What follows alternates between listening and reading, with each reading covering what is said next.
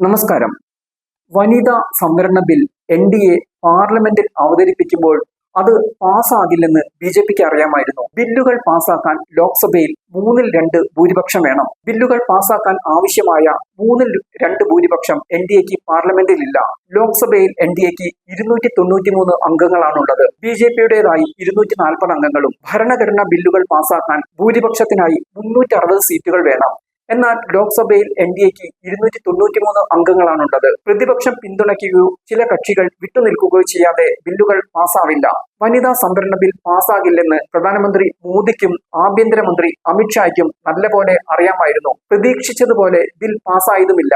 NDA പരാജയപ്പെടും എന്നറിയാമായിട്ടും എന്തിന് bill വോട്ടിനിട്ടു എന്ന കാര്യമാണ് ഇനി വെളിപ്പെടേണ്ടത്. വനിതാ സംവരണ ബിൽ അവതരണത്തിനിടയിൽ പ്രധാനമന്ത്രി മോദിയും ആഭ്യന്തരമന്ത്രി അമിത്ഷായും വൈകാരികമായാണ് പ്രതികരിച്ചത്. ബിൽ അവതരണത്തെ ചരിത്ര നിമിഷമെന്നാണ് പ്രധാനമന്ത്രി വിശേഷിപ്പിച്ചത്. വിവിധ കാരണങ്ങളാൽ വൈകിപ്പോയ വനിതാ സംവരണ ബിൽ നടപ്പിലാക്കേണ്ടത് കാലഘട്ടത്തിന്റെ അനിവാര്യതയാണ്. ഇതിനെ എതിർക്കുന്നവരോട് രാജ്യത്തെ സ്ത്രീകൾ ക്ഷമിക്കില്ലെന്നും മോദി പറഞ്ഞു. വനിതകൾക്ക് ലോക്സഭയിലും നിയമസഭകളിലും 1/3 സംവരണം ഏർപ്പെടുത്തുന്നതിനുള്ള ഭരണഘടനാ ഭേദഗതി ബിൽ പരാജയപ്പെടുത്തിയതിൽ കോൺഗ്രസ് സന്തോഷിക്കുകയാണ്. കോൺഗ്രസിന്റെ മനോഭാവം രാജ്യത്തിന് വേണ്ടിയോ വനിതകൾക്ക് വേണ്ടിയോ അല്ലെന്നാണ് കേന്ദ്ര ആഭ്യന്തരമന്ത്രി അമിത്ഷാ പറഞ്ഞത്. സ്ത്രീകൾക്ക് 33% സംവരണം ഏർപ്പെടുത്തുന്നതിനുള്ള ബിൽ പാസാക്കാൻ പ്രതിപക്ഷം അനുവദിച്ചിട്ടില്ലെന്നും അദ്ദേഹം പറഞ്ഞു. തമിഴ്നാടും ബംഗാളിലും തിരഞ്ഞെടുപ്പ് പ്രചാരണത്തിനിടെയാണ് ബിൽ അവതരിപ്പിക്കപ്പെട്ടത്. അതുകൊണ്ട് തന്നെ വനിതാ സംവരണ ബിൽ തെരഞ്ഞെടുപ്പിൽ ആയുധമാക്കാനും ബി.ജെ.പിക്ക് കഴിഞ്ഞു.